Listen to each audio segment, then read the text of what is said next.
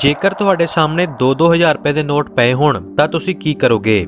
ਤੇ ਉਹ ਨੋਟਾਂ ਦੀ ਗਿਣਤੀ ਸਿਰਫ 1-2 ਨਹੀਂ ਬਲਕਿ ਹਜ਼ਾਰਾਂ ਦੇ ਵਿੱਚ ਹੋਵੇ ਤਾਂ ਹਰ ਕੋਈ ਉਸ ਪੈਸੇ ਨੂੰ ਚੁੱਕਣਾ ਚਾਹੇਗਾ।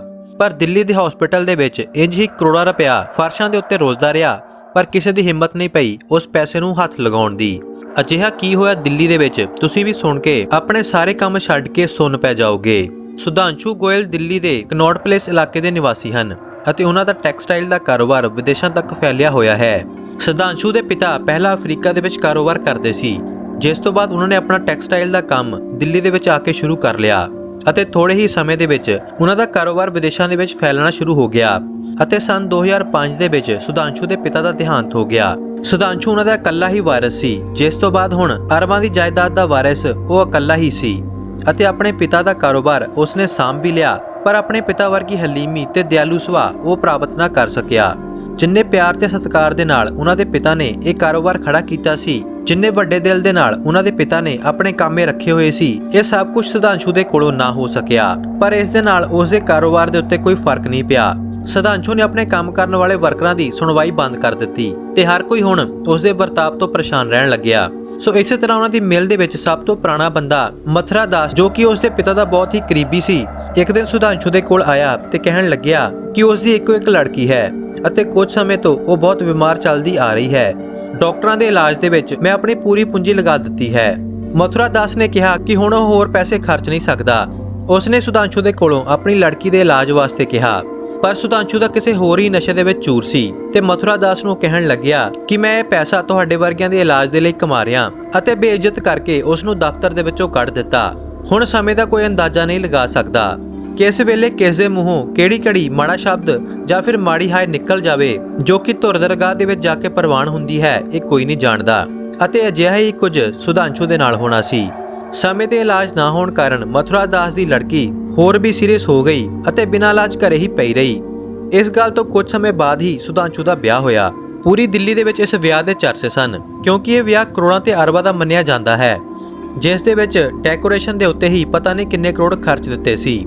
ਬੜੀ ਹੀ ਦੁੱਖ ਵਾਲੀ ਗੱਲ ਸੀ ਕਿ ਇੱਧਰ ਬੇਫਜ਼ੂਲ ਕਰੋੜਾਂ ਰੁਪਇਆ ਲੋਕਾਂ ਦੇ ਪੈਰਾਂ ਦੇ ਵਿੱਚ ਰੁਲ ਰਿਹਾ ਸੀ ਤੇ ਉਸੇ ਹੀ ਦਿਨ ਮਥੁਰਾ ਦਾਸ ਦੀ ਲੜਕੀ ਬਿਮਾਰੀ ਦੇ ਨਾਲ ਤੜਫ ਕੇ ਆਪਣੇ ਪ੍ਰਾਣ ਛੱਡ ਗਈ ਅਤੇ ਲੱਖਾਂ ਰੁਪਇਆ ਨੱਚਦੇ ਹੋਏ ਬਰਾਤੀਆਂ ਦੇ ਉੱਪਰੋਂ ਬਾਰ ਦਿੱਤਾ ਤੇ ਪੈਰਾਂ ਦੇ ਵਿੱਚ ਰੁਲਦਾ ਰਿਹਾ। ਇਹ ਉਹੀ ਪੈਸਾ ਸੀ ਜੋ ਸੁਧਾਂਸ਼ੂ ਨੇ ਕਿਹਾ ਸੀ ਕਿ ਮੈਂ ਤੁਹਾਡੇ ਵਰਗਿਆਂ ਦੇ ਇਲਾਜ ਦੇ ਲਈ ਨਹੀਂ ਕਮਾ ਰਿਹਾ। ਜੇਕਰ ਉਸ ਬਰਾਤੀਆਂ ਉੱਪਰੋਂ ਬਾਰੇ ਗਏ ਪੈਸੇ ਦਾ 10% ਵੀ ਮਥੁਰਾ ਦਾਸ ਨੂੰ ਮਿਲ ਜਾਂਦਾ ਤਾਂ ਸ਼ਾਇਦ ਪਰਮਾਤਮਾ ਦੀ ਕਿਰਪਾ ਦੇ ਨਾਲ ਉਸ ਦੀ ਇਕਲੌਤੀ ਲੜਕੀ ਅੱਜ ਜਿਉਂਦਾ ਹੁੰਦੀ। ਉਸ ਵੇਲੇ ਇੱਕ ਹਾਏ ਮਥੁਰਾ ਦਾਸ ਦੇ ਮੂੰਹ ਦੇ ਵਿੱਚੋਂ ਨਿਕਲੀ, ਜੋ ਕਿ ਧੁਰ ਦਰਗਾਹ ਦੇ ਵਿੱਚ ਪ੍ਰਵਾਨ ਹੋ ਗਈ। ਸੁਧਾਂਸ਼ੂ ਦੇ ਵਿਆਹ ਨੂੰ ਹਲੇ 2 ਮਹੀਨੇ ਹੀ ਹੋਏ ਸੀ। ਉਹ ਆਪਣੀ ਪਤਨੀ ਦੇ ਨਾਲ ਵਿਦੇਸ਼ੋਂ ਘੁੰਮ ਕੇ ਵਾਪਿਸ ਘਰ ਆਇਆ। ਵਾਪਿਸ ਆਉਂਦਿਆਂ ਹੀ ਉਸ ਨੂੰ ਕੁਝ ਤਕਲੀਫ ਸ਼ੁਰੂ ਹੋ ਗਈ, ਪਰ ਉਸਨੇ ਆਪਣੀ ਤਕਲੀਫ ਨੂੰ ਇਗਨੋਰ ਕੀਤਾ। ਪਰ ਤਕਲੀਫ ਵਧਣ ਦੇ ਕਾਰਨ ਜਦੋਂ ਉਸਨੇ ਟੈਸਟ ਕਰਵਾਏ ਤਾਂ ਪਤਾ ਲੱਗਿਆ ਕਿ ਸੁਧਾਂਸ਼ੂ ਨੂੰ ਆਖਰੀ ਦਰਜੇ ਦਾ ਕੈਂਸਰ ਹੈ। ਜਦੋਂ ਇਹ ਪਤਾ ਲੱਗਿਆ ਤਾਂ ਸੁਧਾਂਸ਼ੂ ਦੇ ਪੈਰਾਂ ਦੇ ਥੱਲੋਂ ਜ਼ਮੀਨ ਖਿਸਕ ਗਈ। ਉਹ ਕੀ ਕਰੇ ਤੇ ਕਿਵੇਂ ਕਰੇ ਕੁਝ ਵੀ ਸਮਝ ਨਹੀਂ ਲੱਗ ਰਿਹਾ ਸੀ। ਕਾਫੀ ਸਮਾਂ ਇਲਾਜ ਕਰਵਾਇਆ, ਪਰ ਉਸ ਦਾ ਸਰੀਰ ਹੌਲੀ-ਹੌਲੀ ਜਵਾਬ ਦੇ ਰਿਹਾ ਸੀ। ਇੱਕ ਦਿਨ ਅਮਰੀਕਾ ਤੋਂ ਉਸ ਦੇ ਹਸਪੀਟਲ ਦੇ ਵਿੱਚ ਕੈਂਸਰ ਦੇ ਸਭ ਤੋਂ ਵੱਡੇ ਡਾਕਟਰ ਨੇ ਆਉਣਾ ਸੀ।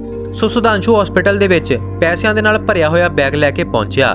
ਡਾਕਟਰ ਨੇ ਉਸ ਦਾ ਚੈੱਕਅਪ ਕੀਤਾ, ਜਿਸ ਤੋਂ ਬਾਅਦ ਸੁਧਾਂਸ਼ੂ ਨੇ ਪੈਸਿਆਂ ਦਾ ਭਰਿਆ ਹੋਇਆ ਬੈਗ ਡਾਕਟਰ ਦੇ ਟੇਬਲ ਦੇ ਉੱਤੇ ਰੱਖ ਦਿੱਤਾ ਤੇ ਕਹਿਣ ਲੱਗਿਆ ਕਿ ਮੇਰੀ ਜਾਨ ਬਚਾ ਲਵੋ, ਮੇਰੇ ਕੋਲ ਬਹੁਤ ਪੈਸਾ ਹੈ, ਜਿੰਨਾ ਕਹੋਗੇ ਮੈਂ ਦੇ ਦੇਵਾਂਗਾ, ਬਸ ਮੇਰੀ ਜਾਨ ਬਚਾ ਲਵੋ। ਪਰ ਉਸ ਡਾਕਟਰ ਨੇ ਵੀ ਸੁਧਾਂਸ਼ੂ ਨੂੰ ਜਵਾਬ ਦੇ ਦਿੱਤਾ।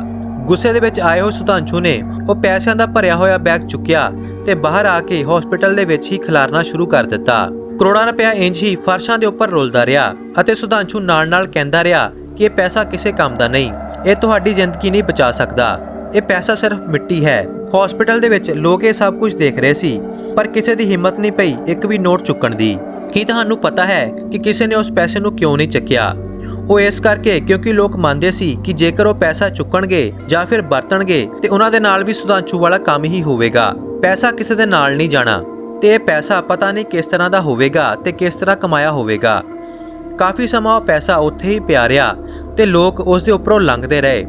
ਕੁਝ ਸਮੇਂ ਬਾਅਦ ਸੁਧਾਂਸ਼ੂ ਦੇ ਬੰਦੇ ਆਏ ਤੇ ਉਹ ਪੈਸਾ ਵਾਪਸ ਇਕੱਠਾ ਕਰਕੇ ਲੈ ਗਏ ਤੇ ਅੱਜ-ਕੱਲ੍ਹ ਸੁਧਾਂਸ਼ੂ ਦਾ ਇਲਾਜ ਅਮਰੀਕਾ ਦੇ ਵਿੱਚ ਚੱਲ ਰਿਹਾ ਹੈ।